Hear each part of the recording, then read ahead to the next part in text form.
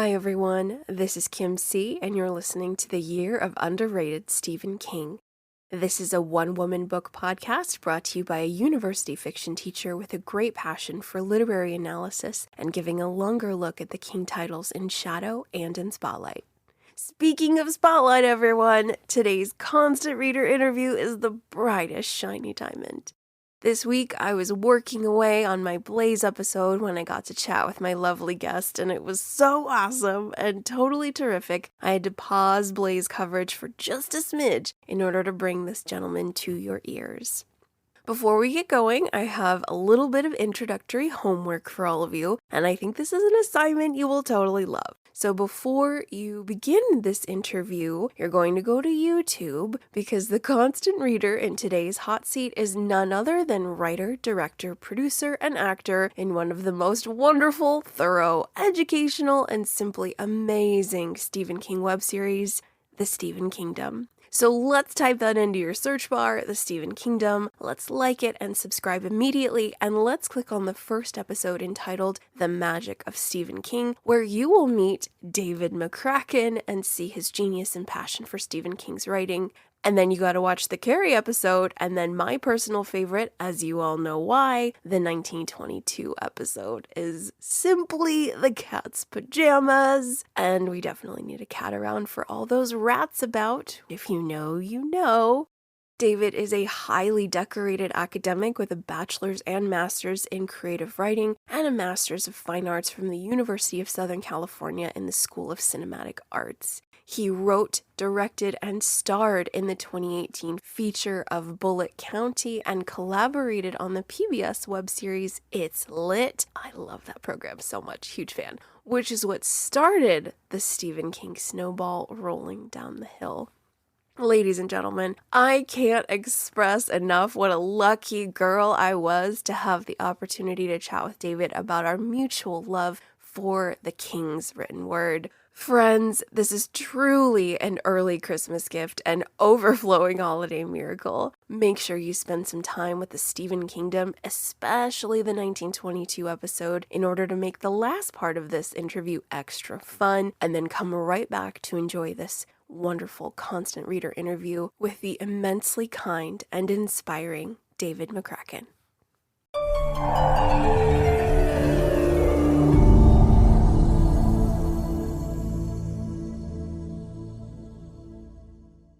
All right, friends, I'm so excited to introduce my next guest, my next constant reader interview. This is writer, director, filmmaker David McCracken. Welcome, David. Thank you for having me. McCracken, is that a Scottish name? I think it's Irish, but because it's an MCC, but I think there are Scottish McCrackens as well.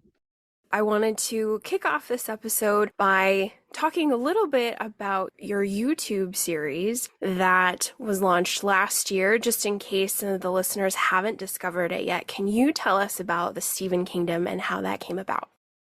Sure. The Stephen Kingdom is a YouTube series about Stephen King and him as a person, his works, and also the influence that he and his works have had over popular culture and just culture in general. We use his books as like a springboard to talk about other issues as well. We like to think of it as, if you're a Stephen King fan, it's perfect for you, but even if you're not, you'll still learn a lot. That was always kind of our angle, is entertainment by way of education. And we got started on it. I wrote for a YouTube series from PBS called It's Lit, Princess Weeks and Lindsay Ellis and a whole team at PBS.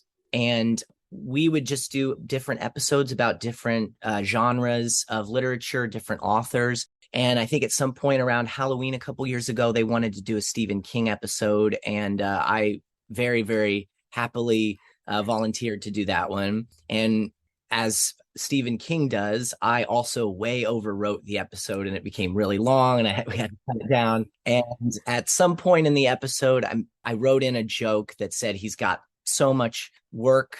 He's got such a breadth of work that you could devote a whole YouTube series on him. And then, so it was just kind of a throwaway joke, but then it became one of their more highly rated and highly watched episodes. And in the comments, there were just a lot of like, was that a joke? Are you guys actually going to do a series on him, or what's going on here? So Lindsay had mentioned at one point, she was the writer, host of that show, that maybe I should try to undertake that. I clearly love him and love talking about him. And so it kind of started from there. I just thought about it a little while. Me and my producing partner, Josh Reedford, we had been kicking around a lot of feature ideas and things like that, what our next feature would be after our first one called Bullitt County. And COVID hit, became very difficult to film anything with any crew of any size. And so that's why we thought, hey, well, we could do this in a small contained crew, and we could actually do this all ourselves. It's YouTube. We could just put it up ourselves. We don't have to worry about a distributor. So it was just like a meeting of a lot of different circumstances and things that just coalesced. I never in a million years thought I would do a YouTube show, but it has proven to be just very, very fun and always different, because Stephen King, his works just run the gamut of tone and genre. And so we can just kind of play with that and have fun with it and present it in any number of different ways. I'm a huge fan. I pretty much was smitten kitten from the very first episode, and there's so much love and layers and education going on in this, and they're also really cheeky and very funny. So I'm just super excited for more people to view them. So my first question to kick off this interview is, how old were you, and what was your very first Stephen King title?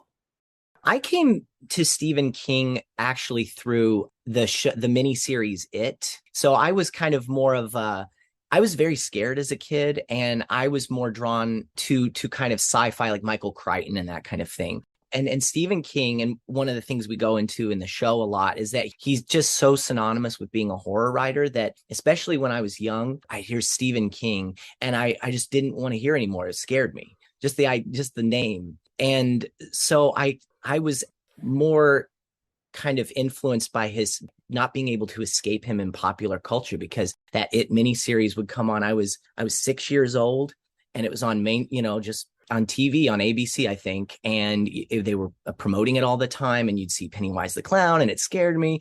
And then I remember going to see the movie Twister, and they show the bits of The Shining on the screen, and just seeing the twins there scared me. So I was like not able to escape him. And I had friends who would read him. And I just was so scared of Stephen King growing up. But eventually I came to read his dramatic stuff first, probably late middle school, early high school, Shawshank Redemption and The Body. And I was so captivated by his writing. And then eventually one summer I took the plunge and I read The Shining. I thought, I'm just going to read it outside by the pool, broad daylight, so it won't scare me. And it's scary, but it was his writing. It was just so eminently readable. And so at that point, I was getting more into horror. And again, it was just like a confluence of different experiences for me, where I kind of let my guard down, like was open to horror, and then just loved his writing so much that then I was just a fan from there on out.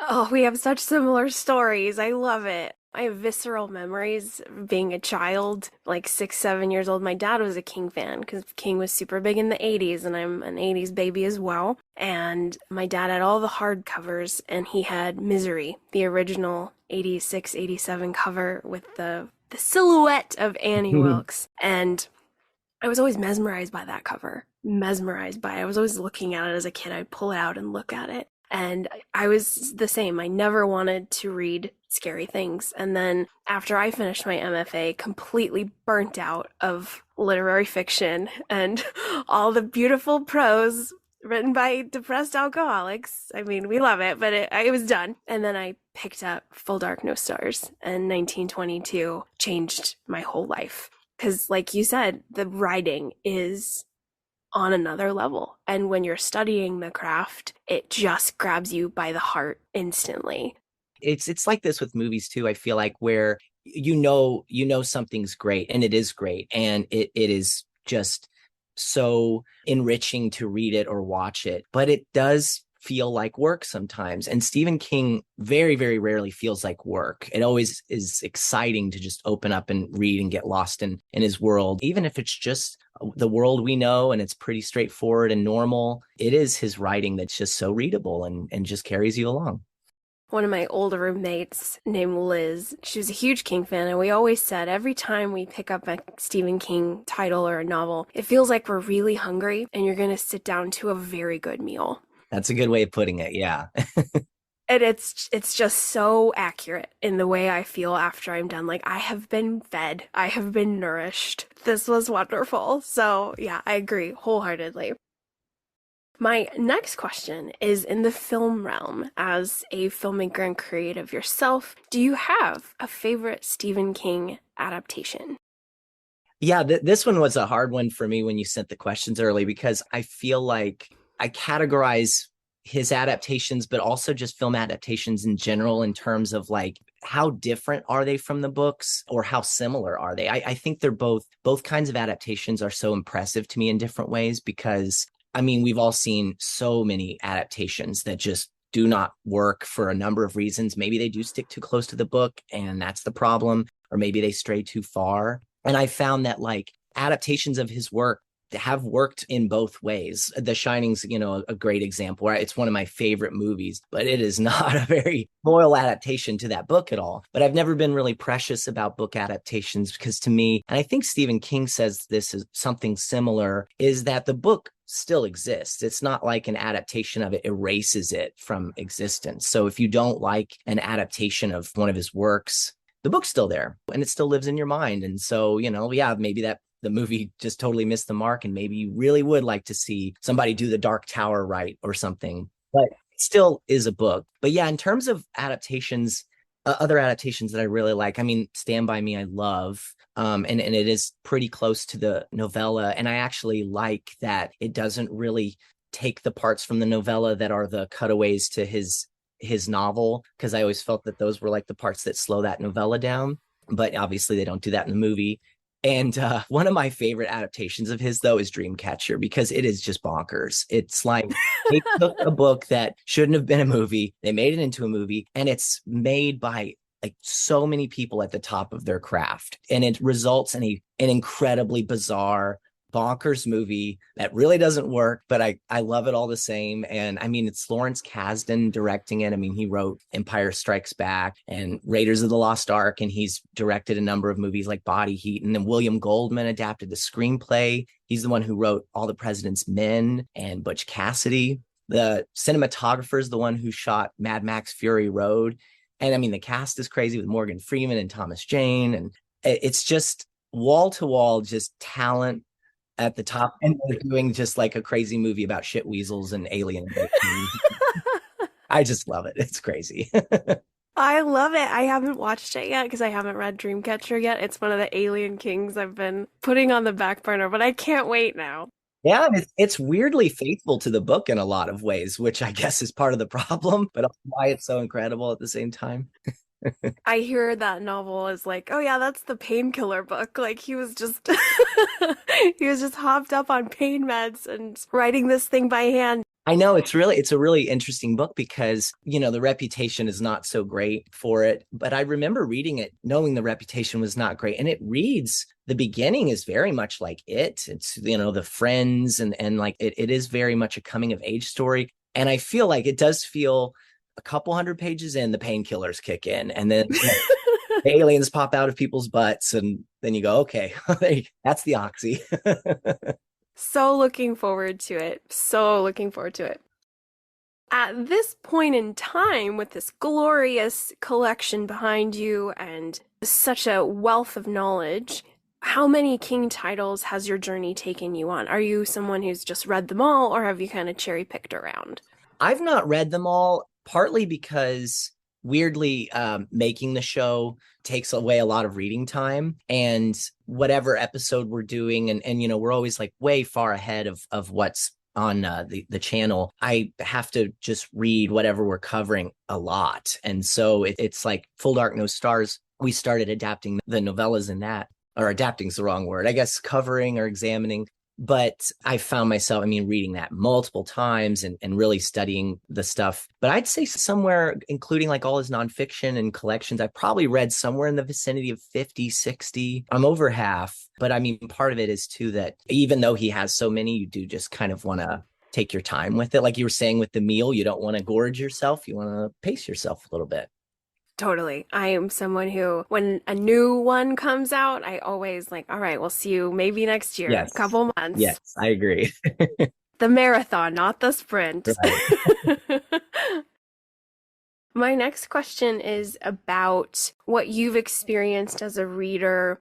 Are there any titles that you've noticed you love, but not a lot of people love, and vice versa? You just hate this story or novella, and everybody's like, it's the best. Yeah, my favorite King book is Hearts in Atlantis. It was one of the first that I ever read, and I think it was the same summer as The Shining, and I think it was partly because it looked like a summary book, but I've always loved his dramatic stuff, and Hearts in Atlantis just hit me, I don't know, at the right time. I've reread it a bunch. I love it, but I don't hear a lot of people talk about that one. As far as one that I don't really care for, that a lot of people seem to like, is The Outsider. I really did not take to that one very well, because I remember that was one I did read when it came out, and I think it's like 150 pages of depositions. Or you're like, okay, let's transcripts, let's move along. And I don't know if we could talk spoilers on books and things like that, but I remember reading the dust jacket on that, and they said, like, there's a guy that he's like an airtight alibi, and he was in two places at once. What could have happened? I remember thinking, well, it's probably like some monster that shapeshifts. I don't know. And it was. I was like, I wish I was wrong, because that's kind of Yeah, Outsider. I agree. That one's a tricky one because the first half is very, very crime fiction, like yeah. really police procedural, and you're like, okay, all right, I'm vibing with this, and then it just goes supernatural. So I do struggle with that one a little bit for that dichotomy. But oh my God, I'm so glad you said Hearts in Atlantis. Wow, that one is a gem. Oh, you like it? Yeah, yeah. It's one of those. I think I'm getting ahead of myself, but we could talk about it later. When you talk about what would you recommend to readers who aren't King fans or aren't familiar, that's always one that. Low Men in Yellow Coats is extraordinary, and that film Hearts in Atlantis with the young Anton Yelkin, I think he plays Bobby Garfield, just crushes my soul in a vice. Oh yeah. Anthony Hopkins, like that whole story collection is just so soaked with pre and post Vietnam, and it's a heart smasher. It's really, really good. Yeah, it's I don't know, for whatever reason. I'm a big crier in movies, but books, it's tough to get me to tear up, and that one always does. Always does. Yeah. Yeah. I love crying in movies. I love it.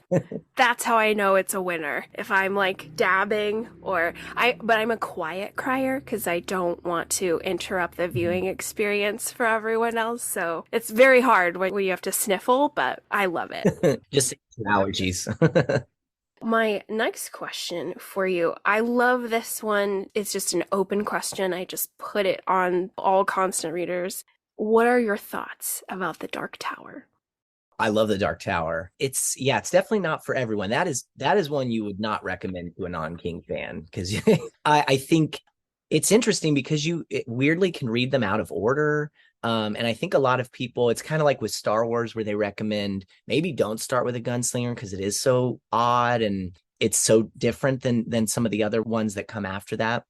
But I always feel like The Dark Tower is one of those things that you don't, when you're reading other King works where Dark Tower stuff shows up, like Low Men in Yellow Coats, like I think they talk about the beam and Ka in it. And I remember reading that before knowing what The Dark Tower was. And I remember thinking, well, that's weird, but there's a lot of weirdness. So it just kind of fits, and you just think it's world building stuff. But then when you have read The Dark Tower, then it has a whole new meaning. And so I feel like The Dark Tower, you don't need it to enjoy King stuff, but it definitely enriches it if you are familiar with The Dark Tower. I'm on my first time through it. I just finished Wizard and Glass a few months ago, and I'm still recovering. That was wonderful, but very tragic and beautiful and incredibly rich. So I think I might read Wind Through the Keyhole before. I know that's very rebellious, but I think I'm gonna do that because I've asked other constant readers and they're like, it's fine. Other people are like, no, you should do it canon and don't read it till the end. But I'm like, I really want to stay in this Wizard and Glass zone a little longer. I really do. Oh, yeah.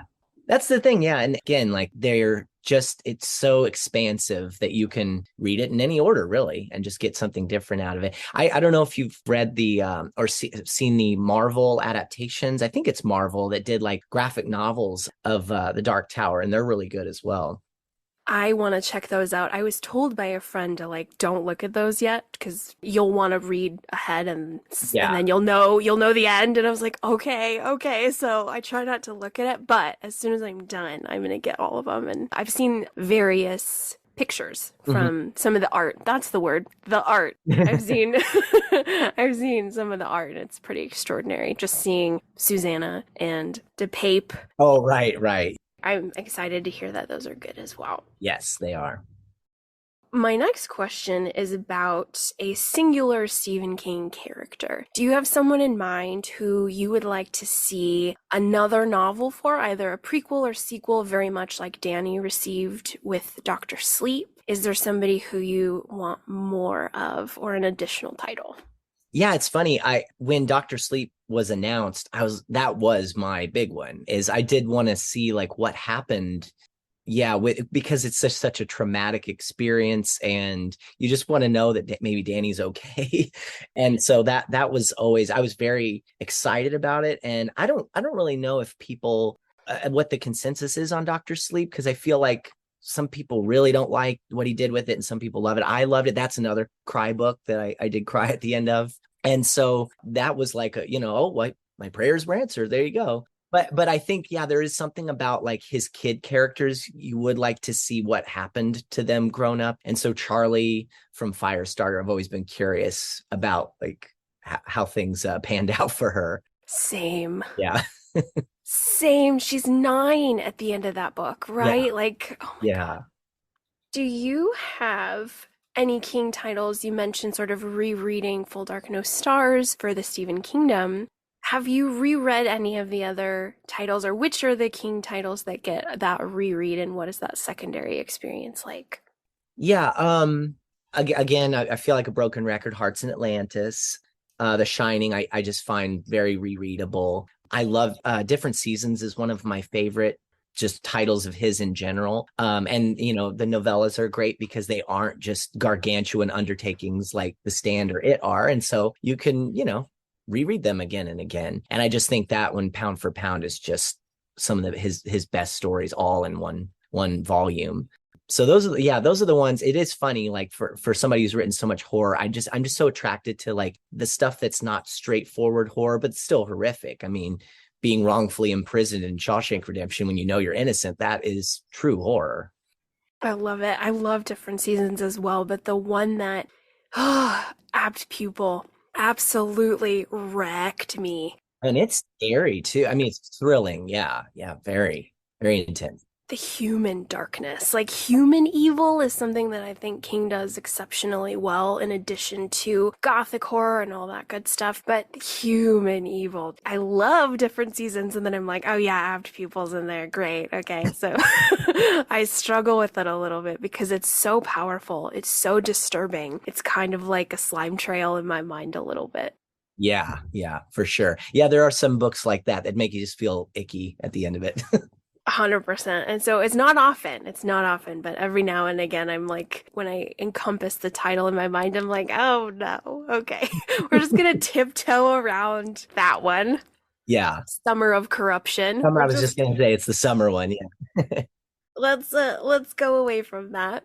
My next question, in addition to piggybacking off of disturbing King stuff, do you have a favorite Stephen King villain or villains?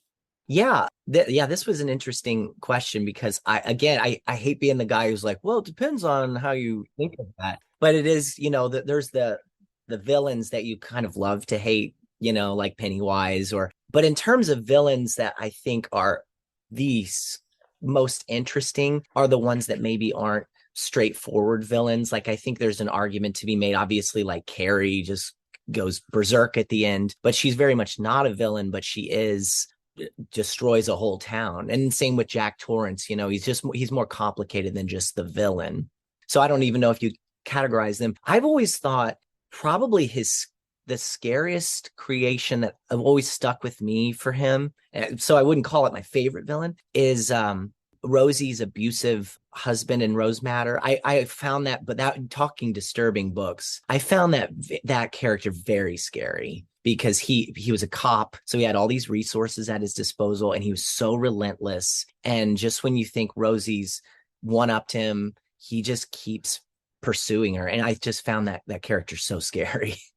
Agree. Norman Daniels. Yes, yeah. Awful, awful. Oh my God, couldn't agree more. He's so menacing. And it's interesting because some constant readers find him a little over the top, and they've said he's kind of like a caricature. I didn't get that. I didn't even. I thought it was incredibly real. I mean, there are people like that. That's the thing is, when you are like have that feeling of being above the law, you do feel like you can do anything and you do go over the top. I mean, yeah, I mean, our world's filled with over the top characters. And I mean, I feel like just, I don't know, the last 6, 7, 8 years, it's just been, I always hear people mentioning on Twitter or something like, if you wrote this in a book, it would be you get a note that it was over the top. Like, we just live in that world, and there are people like that, scarily. So true. So true. Yeah. I read Rose Matter, I think, in 2020. It was perhaps an unwise decision at that time. Locked inside, yeah. Oh man, yeah. There was a lot of existential dread those couple of months. So I also read Under the Dome during that time. Oh gosh. You're just leaning into the whole isolation thing, huh? I think so. I think there was some real masochism against myself for sure. But I agree. Norman Daniels is absolutely monstrous, and I'm so glad you mentioned him because I think he's forgotten quite a bit. Pennywise and Flag are usually the ones that dominate the conversation, and rightly so. They're extraordinary and huge and completely bombastic and wonderful. But yeah, there's some forgotten ones that are so great.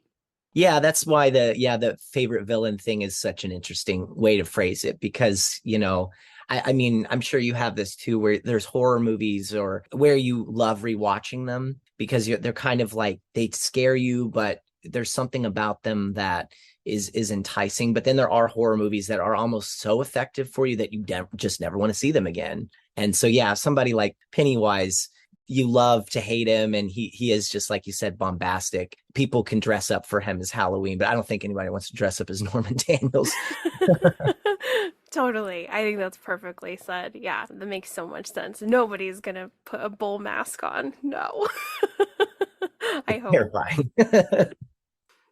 This next question is kind of a fun one. It's a little bit whimsical, but if you were to be stuck in any Stephen King setting, could be the Overlook, Castle Rock, do you have somewhere you'd want to get stuck for a while? Well, it was the first thing I thought of with this question, and it's absolutely where I wouldn't want to be stuck, is his short story, A Very Tight Place. Being stuck. Anybody who's read that knows what I'm talking about. I do not want to be in that place. But yeah, I mean, most of his places are like, you don't want to be in them for any extended period of time, as kind of alluring as they might be initially. Overlook, of course, but again, it comes with a price of going crazy, killing your family. But honestly, I've always found I love the world in 11/22/63 in Texas, and I love, again, it's one of his more dramatic stories. But I just that is just filled with nostalgia, and nostalgia for a time I never lived in, place I never lived in. But he just paints that world so well. I just want it. The whole premise of that book is that he wants to keep going back to this place, and so King has to paint a place that you want to keep returning to, and I do. I just think that whole world in 11/22/63 is just beautiful. Oh, I love it. That's such a great answer. I love that so much. Jody, Texas, so precious. Mm-hmm. Yeah, and you get a little bit of Derry in there when he goes up there and visits, and sees the Richie and Beverly, right? I think he sees those too, so you get some Derry in there too. You do get some dairy. Did you like that adaptation with James Franco as Epping, I think? Jake Epping. Yeah, I did like it. And that was one of those adaptations I do feel like was pretty close to the book. And I'm glad they made it into a show, because I feel like making that into like a 2-hour movie would have lost a lot. We need a lot more, just 8 episodes or nothing for King. All right. So I do want to kind of circle back with being a passionate King fan, talking to non-King readers. With constant readers, it's tremendous, and we just get to, it's a language we speak when we get to talk about these books, and it's a really inclusive club. But one of the reasons I started my podcast was to academically look at King and show people, especially my beloved but snobby other MFA folk, that he has so much merit and he should not be marginalized by the academic community. And I think he's just as powerful as any classic novelist out there. So that was sort of my driving force. So when you talk to non-King readers, what are some of the questions you ask them to kind of appropriately prescribe the right novel for them? Or do you just kind of have a bank ready to go?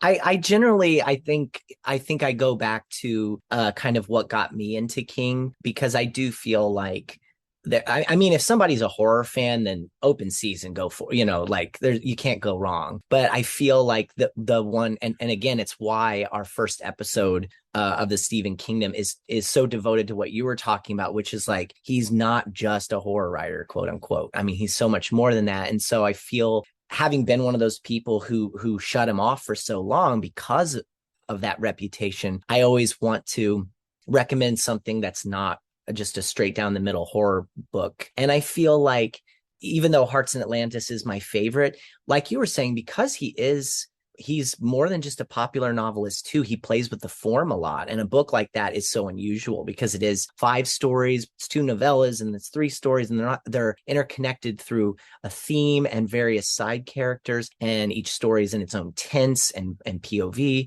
So I would pick something a little more straightforward, and I'd probably do something like The Body or The Shawshank Redemption, just because they're shorter.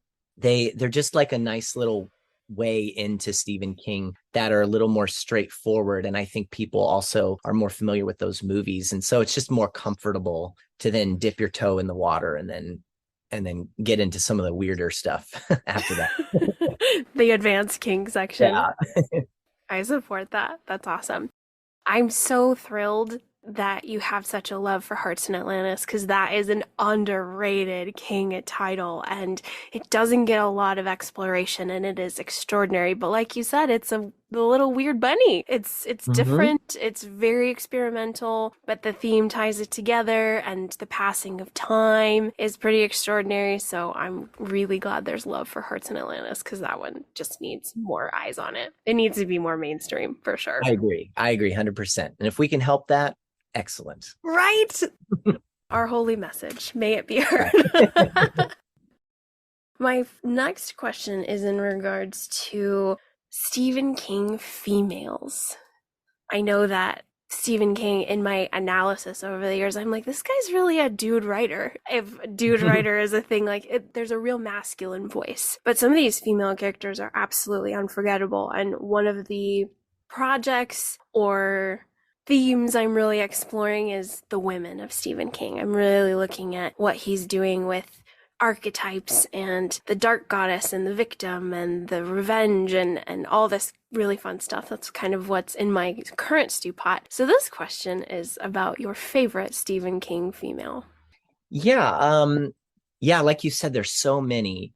I've always been drawn to his kid characters, and therefore I'm drawn to his girls as well. And so I do love, and I think maybe it's partly because we're still in the middle of doing so much with Carrie on the Stephen Kingdom that I really love Carrie. And I think there's so much more to her than kind of what he initially thought, because the whole story of he was writing it and then he hated it and threw it away, and then Tabitha rescued it and said, keep going and I'll help you with some of the female stuff. And he's mentioned in On Writing about how he just felt her to be so unpleasant and just kind of like a victim, but that's kind of the point. And it's like, she is just a boiling tea kettle that unleashes at the end. And so Carrie's, I love her as a character, but it is a hard read, because you do just spend pages, and thankfully it's short, but you spend pages just seeing this girl get tortured from every aspect of her life, the kids and at school and her mother.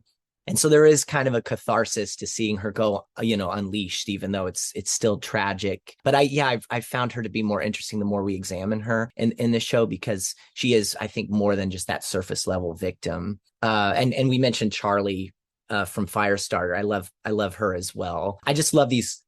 Again, it's not just the girls, but the kids that just have these powers that they can't control. I think is just so interesting. You were talking about kind of the women as victims, and there was that period, I think in the early 90s, where he did Gerald's Game and Rose Madder, like we talked about, in Dolores Claiborne. I love Dolores Claiborne as a character, but also as a book, because it is just one big monologue. And I always like when King plays with the form. So that's a character I love, but also I love her presentation in that book. I haven't read Dolores yet. I'm excited to, but I love any time we get like the main accent and the main colloquialisms for a really long time. I just love it. It's just so immersive because I'm a West Coast girl, so I don't know much about the East Coast way of articulating things, and it's just magical when I'm like, what? Oh yeah. I think there was in that latest Firestarter adaptation, which was not great, but somebody's drinking a beer called Aya beer, the AYUH. I thought that was good. That one's so wild. I had to talk with a lot of folks about how that's pronounced. It's wild. Yeah, Aya. It's in a Pet Cemetery a lot. With the Crandalls, with Yeah. Judd. Yeah, Totally. every third word is Aya. But some of my favorite Stephen King short stories are those really Maine-soaked island ones, Mrs. Todd's Shortcut and The Reach. The Root. Yeah, I was just gonna Oh, say that. so good. We're just soaked in that Maine milieu or on the ennui of that life. So I have a lot of love for that. So I'm excited to read Dolores. But nice females. You have a really terrific list there.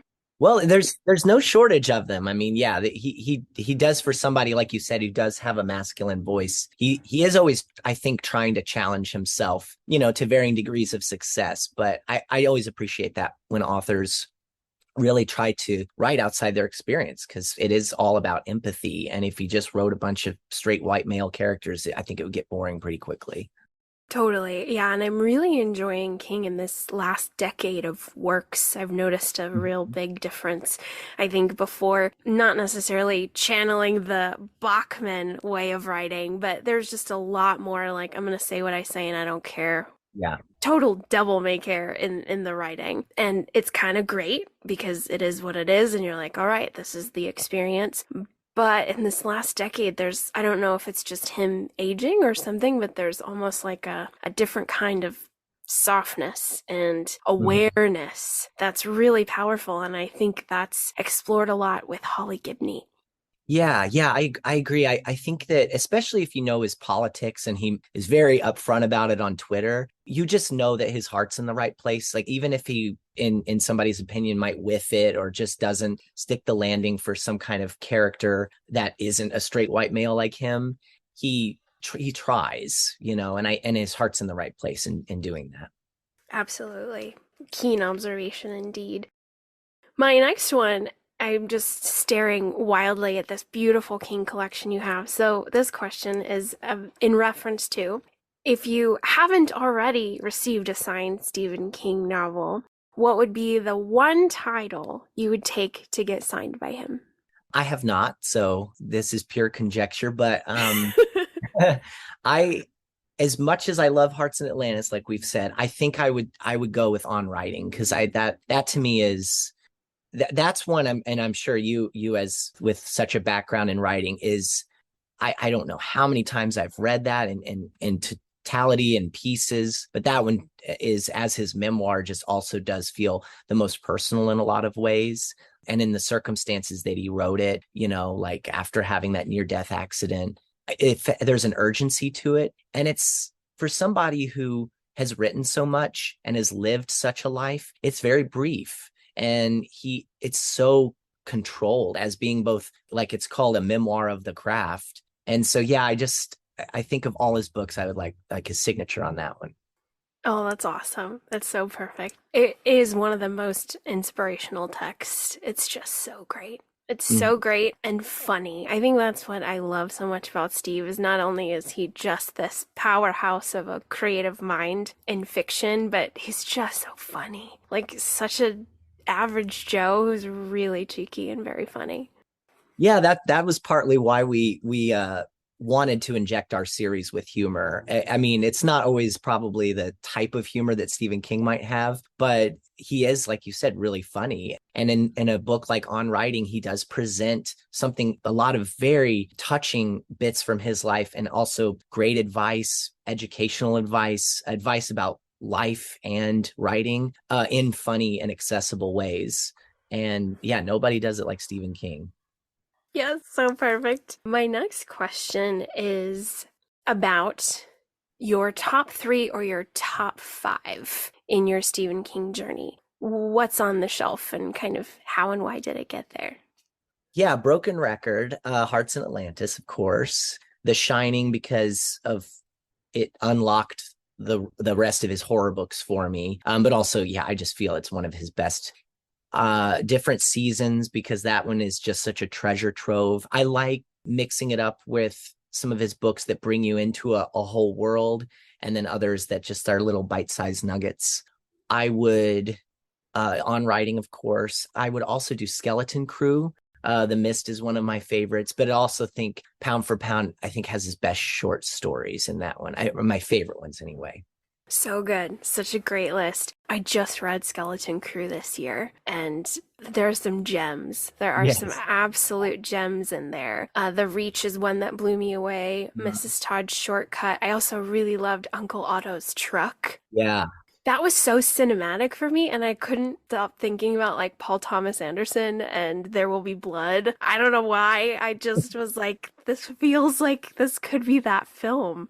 Yeah, and again, it's like you were saying, I mean, he is just such a writer that he does play with the form a lot. And I feel like that one, it starts off with a novella, it has short stories, and isn't there like a poem in there as well? There is. I mean, it's so great that, with somebody like Stephen King, he really could, publish anything, and he's going for broke, and he's like, I've got a poem, I'm gonna put it in there, I can do this, and I'm going to respect that.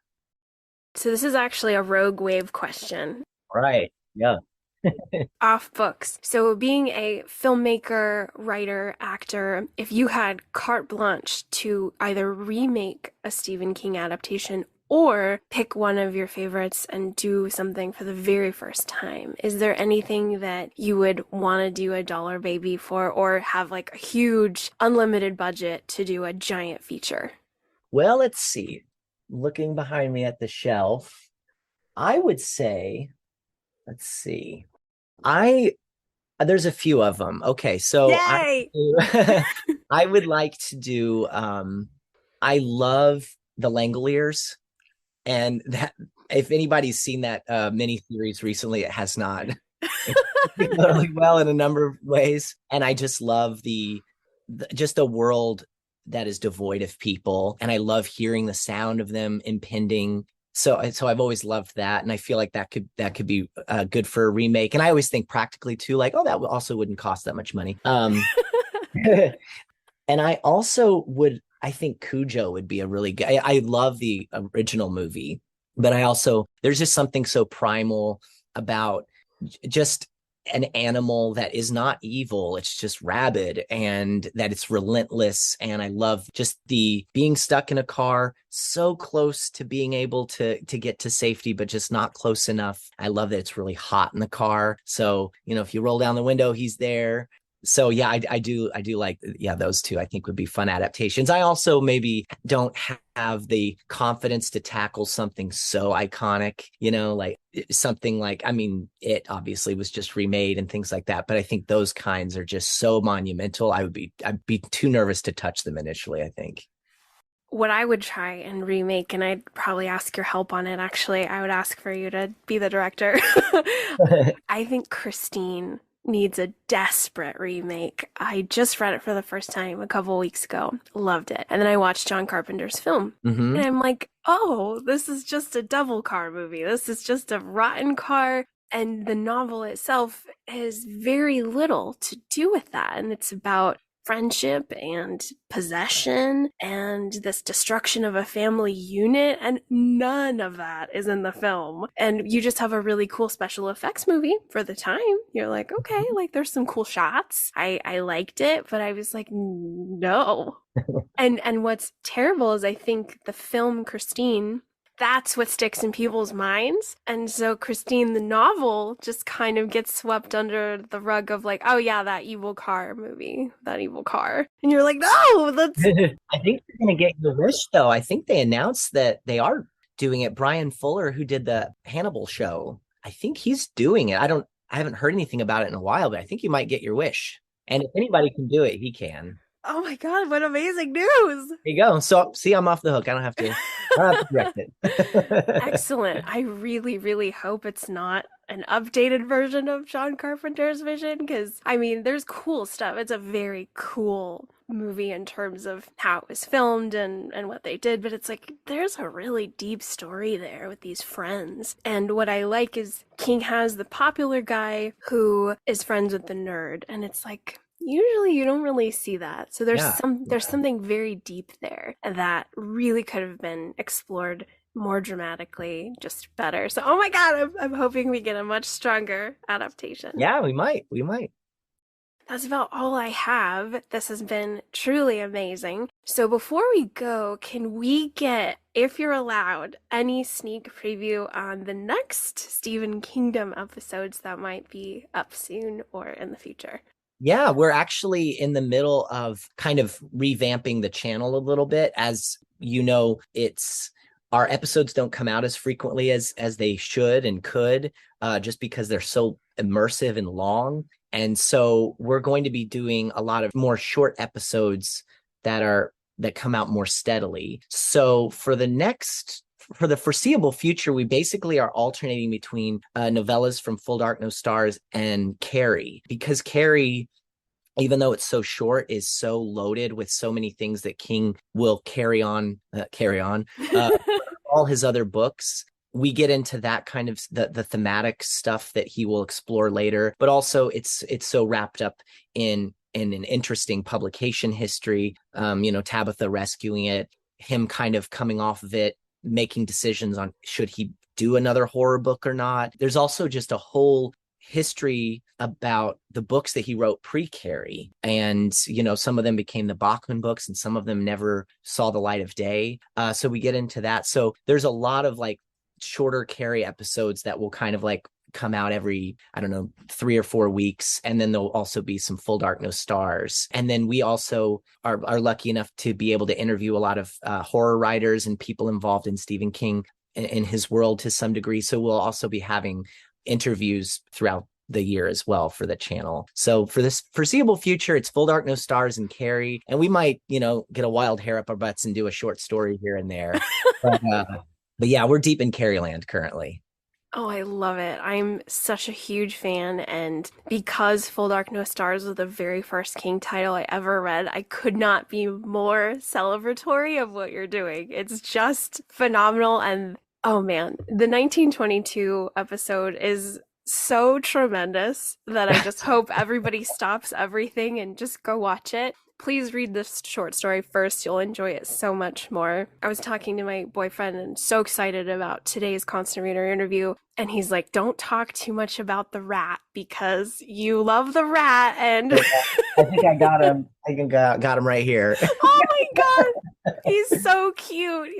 Oh my gosh. It is one of the most hysterical parts of that, but it's also so wonderfully woven in with academia, which just makes my professor heart soar. So thank you for that. Thank you for the humor and all of the wonderful content. But yeah, that rat and the rat's little bucket. Okay, that's all I will say. Bucket, yeah. That was hard to find, actually. We were like, well, we need a rat-sized bucket. And yeah, our Amazon order list is always very strange when we have to wonder, somebody at Amazon's like, what are these people up to? They're getting like costumes and all sorts of rat puppets and But I'm just a drooling fan over here for the Stephen Kingdom. So this has been tremendous. Thank you so very much. Oh, well, thank you. Thanks for having me. And there's plenty more fake facial hair on the way. Yay! ashes and beards and Oh my gosh, I'm so excited for a good marriage. Oh my gosh. yeah, I've just finished writing that episode, and I think we're filming some of it in December, and we just finished the Fair Extension one, so we've got a lot of fun stuff. The devil shows up in that. It's a musical, so Yay! now there's something I haven't mentioned yet. Yeah, it's a musical, and yeah, we're just having a blast trying to find different ways to just impart knowledge and also just have a good time and hopefully entertain people. Well, this constant reader is just swooning for it, so thank you so much. If the weight of it is a little too immense, it is so beloved. Like, I know that the people who participate in it and watch this are just like, you're just, your day is better after watching a Stephen Kingdom episode. So thank you so much for creating it and making it as rich and wonderful as it is. Oh, well, thank you. Thank you very much. We make it for ourselves and the fans. And so, yeah, we are fans of King, and hopefully other fans like it too. And I'm glad you like it. Absolutely. All right. Take care. And thank you so much, David. Thank you for having me. Thank you.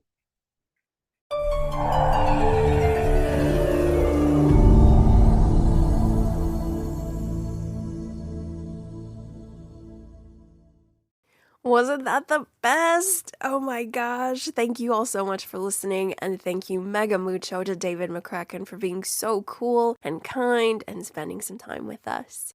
If you would like more from David, please check out the show notes. I've listed the YouTube episode from It's Lit, where we see the beginnings of the Stephen Kingdom, and it's totally great to see its inception. Please make sure you like and subscribe to the Stephen Kingdom because we're getting more Full Dark No Stars soon, of which I cannot wait. I am obsessed with that novella collection. You guys all know this. So if it's been a while since you've read it, I recommend giving yourself a refresh so David's episodes will resonate a little deeper. All right, loves, coming up on the year of underrated Stephen King, we have 2 more episodes until the end of the year. I was trying to sneak in one more book before year's end, but alas, the time will elude us. But then I remembered there really is no need to rush. We are in the marathon and non-sprint King journey. So coming up next will be my coverage on the Little Bachman novel that could, Blaze, followed by our end of the year recap episode, The Best of Underrated King 2022. It's completely fun, and we look back at all the titles we read this year and give away some awards for Best Hero, Best Villain, Best Fight Scene, Best Leading Lady, Best Short Story. Definitely one of my favorite episodes of the year to put forth, so if you want to check out past years, take a look at The Best of Underrated King 2021 and 2020 to get an idea of how they unfold. Once more, thank you all for being with me and spending your time with these episodes. I hope you're enjoying them, and if so, please write into the show at underratedsk@gmail.com and say hello. It would be tremendous to hear from you all, and I usually check the box once a day, so definitely say hi, and I'll write you back. If you would like to spread a bit of early holiday cheer, head to Audible where you can rate the show. We're featured on there now, which is totally fun, so in between novels, you can access us through Audible. That's all I have for now, dear ones. Thank you all so very much. Please take care. I will be back with Blaze. We'll see you soon. Bye-bye.